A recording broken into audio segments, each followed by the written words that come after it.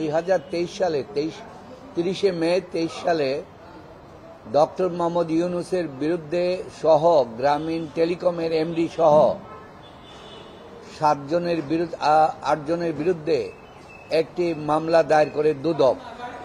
সেই মামলাটি বলা হয়েছে শ্রমিকের অর্থ আত্মসাৎ এবং মিথ্যা জালিয়াতি দলিলের মাধ্যমে ওনারা অন্যায় করেছে এবং মানি ট্রান্সফার করেছে বলে দুদক আইনে এবং মানি লন্ডারিং আইনে মামলা করে।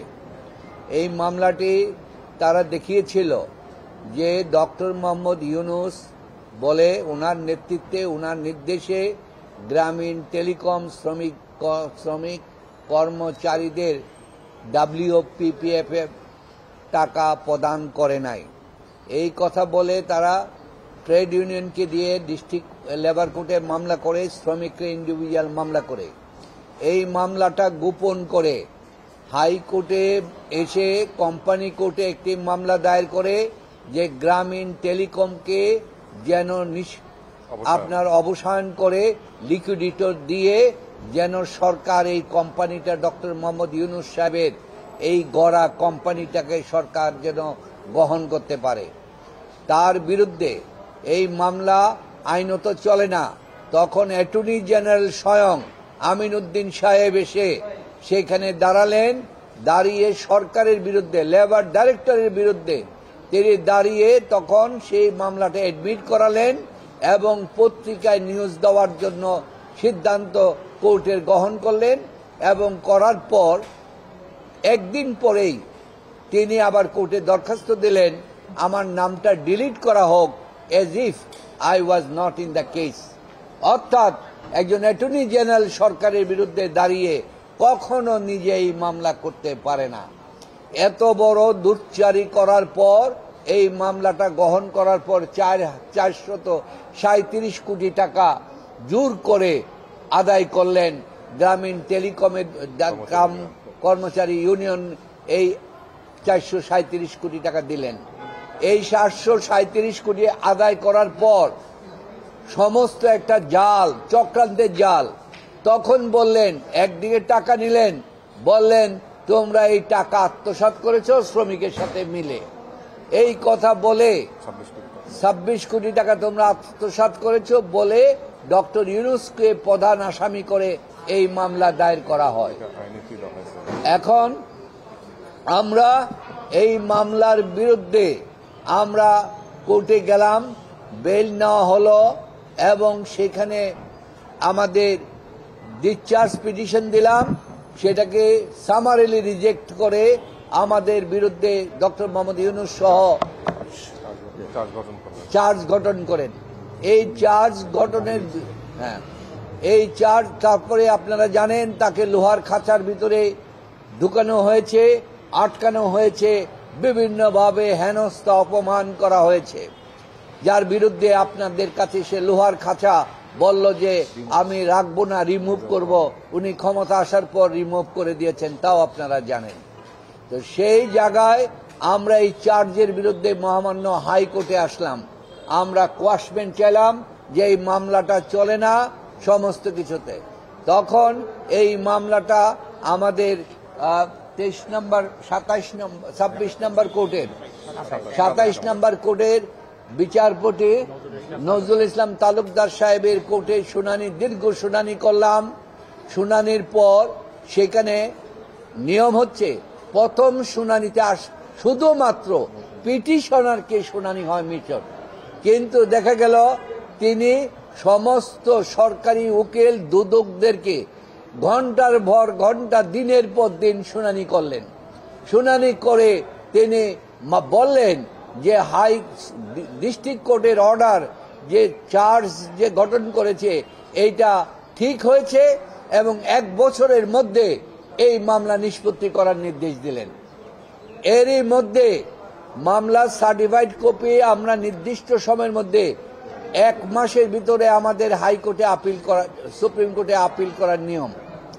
এই আপিল হওয়ার মধ্যে আপনারা জানেন যে 5ই আগস্টে দেশের যে বিপ্লব ঘটল, বিপ্লব ঘটার পরে ডক্টর ইউনূস তখন ফ্রান্সে ছিলেন।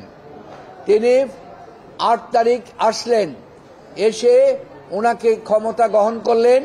ক্ষমতা গ্রহণ করার পর একটি আশ্চর্যজনকের ঘটনা ঘটল যে ফ্যাসিস্ট সরকার তৎকালীন দুদকের চেয়ারম্যান তিনি 11 তারিখ কোর্টে একটা মামলা উইথড্রয়ালের পিটিশন দিলেন। আমাদের অগোচরে, আমরা জানি না, আমরা আসামি, আমাদেরকে কোনো নোটিশও করা হয় নাই। এই দেওয়ার পরে দুদকের আইনজীবী নথি উপস্থাপন, কারণ ডেট ছিল না, ডেট ছিল পরের মাসে 9 তারিখ। তো সেটা উনি পরের মাসের 9 তারিখের জন্য রেখে দেওয়া আইনত নিয়ম, যে আসবে তখন শুনানি হবে। উনি কি করলেন, দুদকের আইনজীবীকে দিয়ে নথি উপস্থাপনের দরখাস্ত দিলেন। ওই দিনে 11 তারিখে নথি উপস্থাপন মঞ্জুর করলেন। 11 দিনেই শুনানি, 11 তারিখে শুনানি করলেন। শুনানি করে আমাদের এই মামলাটা প্রত্যাহার করে নিলেন একতরফা শুনানিতে। এই প্রত্যাহারটা হচ্ছিল যে সরকারের অনুগ্রহ দিয়ে প্রত্যাহার করা, যেন পরবর্তীতে আবার এই মামলাটা রিভাইভ করতে পারে। ডক্টর মোহাম্মদ ইউনূস সাহেব বললেন, আমি ক্ষমতায় আছি, আমি কোনো সরকারের অনুগ্রহ চাই না। মামলার ধারাবাহিকতা, মামলা চলবে সুপ্রিম কোর্ট পর্যন্ত। এই মামলায় যদি আমি অপরাধী সাব্যস্ত হই, তাহলে আমি অপরাধ মাথা পেতে নেব। উনি তাই ঘোষণা দিলেন। তাই ডক্টর মোহাম্মদ ইউনূস সাহেবের ইচ্ছা এবং তার নির্দেশে আমরা মহামান্য অ্যাপিলেট ডিভিশনে মামলা দায়ের করি, যে কোয়াশমেন্ট, যেটা করার জন্য কোয়াশমেন্ট চেয়ে, তখন সঠিক সময় করে। তখন আপনারা জানেন মহামান্য অ্যাপিলেট ডিভিশন বলল, তোমাদের মামলা তো নাই, আমরা কোন মামলা বাতিল করব, তোমাদের মামলা তো প্রত্যাহার হয়ে গিয়েছে। তখন আমরা কোর্টকে বললাম, মামলা প্রত্যাহার হয় নাই, আইনত মামলা প্রত্যাহার হয় নাই, কারণ হাইকোর্টের থেকে অ্যাপিলেট ডিভিশনে আমার এই আপিল করার কনস্টিটিউশন রাইট এবং সুপ্রিম কোর্ট রুলস অনুযায়ী আমরা যে আপিল করার রাইট আছে, নির্দিষ্ট সময়ে আপিল করছি, নিম্ন আদালত কখনো এই মামলা প্রত্যাহার করতে পারে না।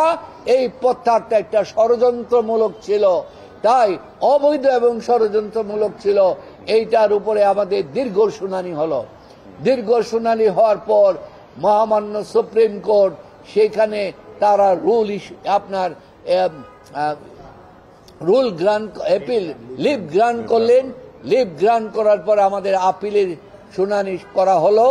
আপিল শুনানি করে উভয় পক্ষ, সরকারি পক্ষ, এমনকি অ্যান্টি কারাপশন কমিশন যে পূর্বের, সেই লয়াররাও সেখানে এসে আপনাদের সামনে শুনানি করেছেন এবং সমস্ত কিছু বিচার বিশ্লেষণ করে কোর্ট দেখলেন যে এই মামলাটি সঠিক না, এটা মিথ্যা, এটা বানোয়াট, এই মামলার কোনো ভিত্তি নাই, এইটা অত্যন্ত কনস্পিরেসিমূলক এবং এই মামলাটা হচ্ছে আপনার এই মামলার এত মিথ্যা, ভিত্তিহীন, যেটাকে বলা হয় প্রিপোস্টারাস এবং abuse of process of the court.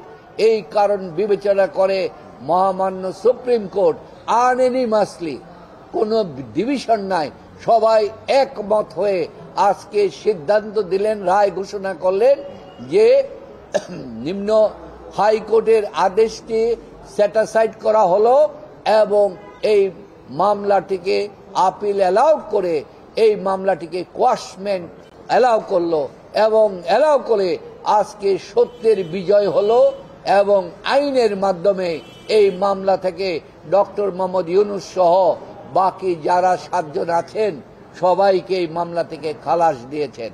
তাই আমরা এই মামলায়, এই কোর্টের মামলায় আমরা সন্তুষ্ট, কারণ সন্তুষ্ট এই কারণে আমরা আইনের মোকাবেলা করে সর্বোচ্চ আদালতের মাধ্যমে আমরা এই মামলায় বিজয় লাভ করেছি। এই হচ্ছে আজকে আমাদের ব্রিফিং। আর কোনো মামলা কি আছেন? ডক্টর মোহাম্মদ ইউনূস সাহেবের বিরুদ্ধে লেবার কোর্টে, উনি সহ গ্রামীণ টেলিকমের লেবার কোর্টে এবং গ্রামীণ টেলিকম এবং গ্রামীণ কল্যাণের 66 মামলা ছিল, আর গ্রামীণ টেলিকমে ছিল 47টি মামলা। এই মামলাগুলি আজকে 8 মাস যাবৎ, এর আগ থেকে 2 বছর যাবৎ আমরা পূর্ণাঙ্গ হিয়ারিং করে এই মামলাগুলি বাতিল করা হয়েছে। কারণ এই মামলাগুলি কোনোটাই সঠিক ছিল না। তারা রিটায়ার করে গেছে, কেউ 17 বছর আগে, কেউ 20 বছর আগে। তাদেরকে সরকার, বিগত সরকার ধরে এনে তাদেরকে দিয়ে মামলা করিয়েছিল, যে মামলার কোনো ভিত্তি নাই, তাদের কোনো দাবি দেওয়া নাই। সমস্ত দাবি দেওয়া গ্রামীণ টেলিকম এবং গ্রামীণ কল্যাণ এটা পরিশোধ করেছে।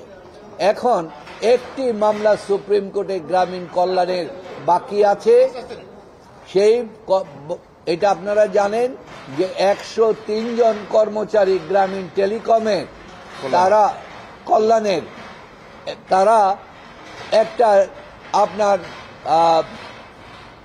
পিটিশন লেবার ট্রাইব্যুনালে তারা একটা মতামত চেয়ে একটা মামলা করেছিলেন। সেই মামলায় লেবার ট্রাইব্যুনাল তার আইন বহির্ভূতভাবে এখানে একটা দিয়ে বলছেন যে ওনারা দোষী এবং ওনারা দায়ী, এবং সেই মামলাটা আপনারা জানেন মহামান্য হাইকোর্ট এটা বাতিল করে দিয়েছেন, সেট অ্যাসাইড করেছেন।